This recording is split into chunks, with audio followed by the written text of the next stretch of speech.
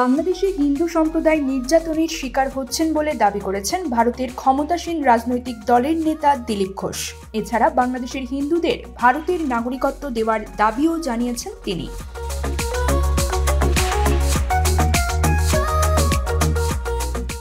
শুক্রবার গাইঘাটা বাজারে দলীয় এক কর্মসূচিতে তিনি এ দাবি জানান। দিলীপ ঘোষ বলেন, বাংলাদেশের হিন্দুরা ভারতে গেলে সিএএ এর মাধ্যমে নাগরিকত্ব দেওয়া হবে। এটা বিজেপির ঘোষিত নীতি বলেও স্পষ্ট করেন গেরুয়া শিবিরের এই নেতা। তিনি বলেন, বাংলাদেশের আক্রান্ত হিন্দুদের তো ভারতের নাগরিকত্ব দেওয়া হবেই, পাশাপাশি বিশ্বের যে কোনো প্রান্তে হিন্দুরা আক্রান্ত হয়ে ভারতে এলে তাদের সিএএ এর মাধ্যমে নাগরিকত্ব দেওয়া হবে।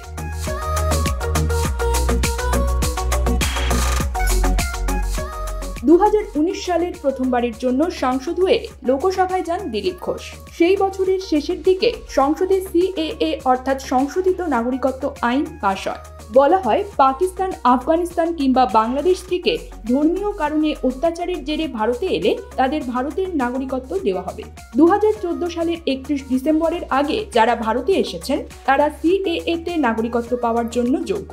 সেক্ষেত্রে 2024 সালে বাংলাদেশ থেকে ভারতে গেলে কিভাবে সিএএ এর মাধ্যমে নাগরিকত্ব পাবেন, এ প্রশ্নে তিনি কোনো মন্তব্য করেননি।